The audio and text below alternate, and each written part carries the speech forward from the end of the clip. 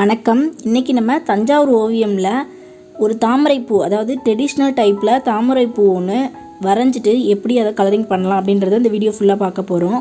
நீங்கள் வீடியோவை ஸ்கிப் பண்ணாமல் ஃபுல்லாக பாருங்கள், அப்போ தான் உங்களுக்கும் புரியும். எனக்கும் வீடியோ போடுறதுக்கான ஒரு என்கரேஜிங் கிடைக்கும். நீங்கள் ஸ்கிப் பண்ணி பார்த்தீங்கன்னா எனக்கு வீடியோ போடுற இன்ட்ரெஸ்ட்டே போயிடுது. ஸோ நீங்கள் வீடியோவை ஸ்கிப் பண்ணாமல் ஃபுல்லாக பாருங்கள், ஓகேங்களா? அப்படி ஏதாவது நான் பண்ணுறதுல உங்களுக்கு பிடிக்கலன்னு தோணுச்சுன்னா அதை நீங்கள் கமெண்ட் பாக்ஸில் சொல்லுங்கள். அதை நான் அடுத்த வீடியோவில் உங்களுக்கு பிடிச்ச மாதிரி கொடுக்க ட்ரை பண்ணுறேன்.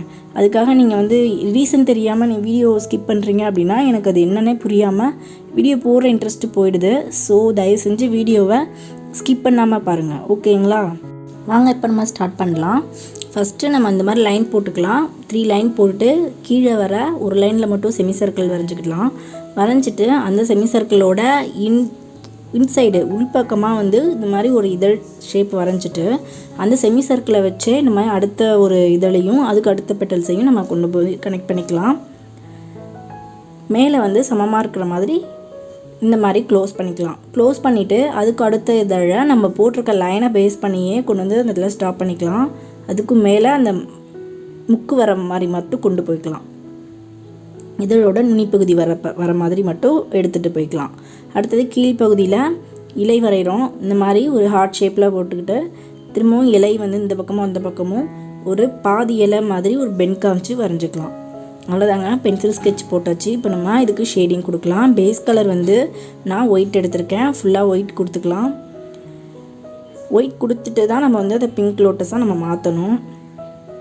நான் ஃபஸ்ட்டு லக்ஷ்மியில் தாமரை மாலை போட்டிருக்கேன்ல, அது உங்களுக்கு தெளிவாக தெரியணும் அப்படின்னா நீங்கள் இது ஃபுல்லாமே இந்த தாமரைப்பூவை தெளிவாக கற்றுக்கிட்டீங்க அப்படின்னா அதில் வர ஃபுல்லாக எல்லா விதமான மாலையில் வர தாமரைப்பூவுமே உங்களுக்கு எளிமையாக இருக்கும் கலர் பண்ணுறதுக்கு. அதனால் கொஞ்சம் கவனமாக பாருங்கள், ஸ்கிப் பண்ணாமல். நான் என்ன ப்ரொசீஜர் பண்ணுறேன் அப்படின்றதையும் புரிஞ்சுக்கோங்க. தாமரைப்பூவோட எந்தெந்த இடத்துல எப்படி பண்ணுறேன் அப்படின்றதையும் அப்சர்வ் பண்ணிக்கோங்க. உங்களுக்கு வேறு எங்கே வந்தாலும் தாமரைப்பூ போடுறதுக்கு ரொம்ப வசதியாக இருக்கும். க்ரீன் கலர் பேஸ் கலர் கொடுத்துக்கலாம். கொடுத்துட்டு மேலே ஷேடிங்ஸ் கொடுக்கலாம். ஸ்பெஷல் பிங்க் எடுத்துகிட்டு தண்ணி கலந்துட்டு இந்த மாதிரி மெர்ச் பண்ணிக்கலாம்.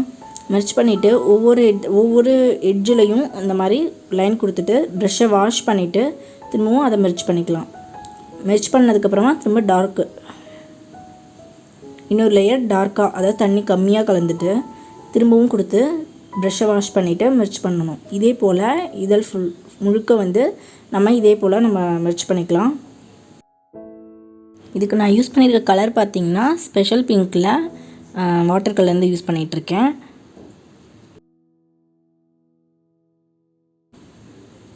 இப்போ ப்ரெஷ்ஷை வாஷ் பண்ணிவிட்டு நீங்கள் இது மாதிரி மெர்ச் பண்ணிங்கன்னா அது அழகாக மெர்ஜ் ஆகிடும்.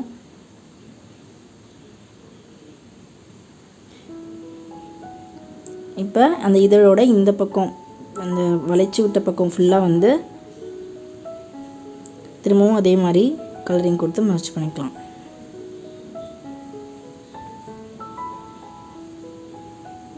இப்போ டார்க்கு அதாவது போஸ்டர் க்ரீன் எடுத்துகிட்டு அதையும் அதே போல் நம்ம ஃபுல்லாக கொடுக்காம எட்ஜஸில் மட்டும் கொடுத்துட்டு மெர்ச் பண்ணிக்கலாம்.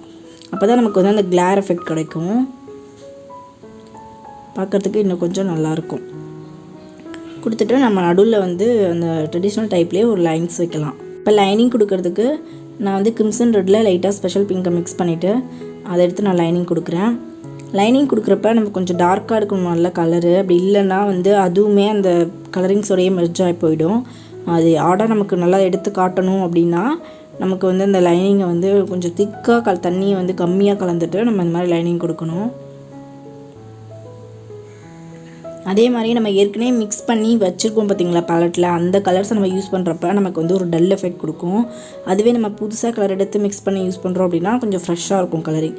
ஸோ நீங்கள் பேலட்டில் எடுத்து யூஸ் பண்ணும்போதே கொஞ்சம் கம்மி கலராக எடுத்து யூஸ் பண்ணுங்கள்.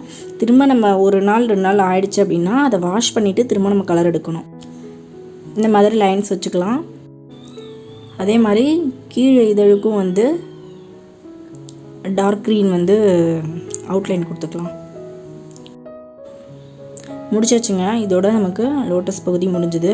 உங்களுக்கு வீடியோ பிடிச்சிருந்ததுன்னா வீடியோக்கு ஒரு லைக் பண்ணுங்கள். சப்ஸ்கிரைப் பண்ணாமல் பார்த்துட்ருக்கீங்கன்னா சப்ஸ்கிரைப் பண்ணிக்கோங்க.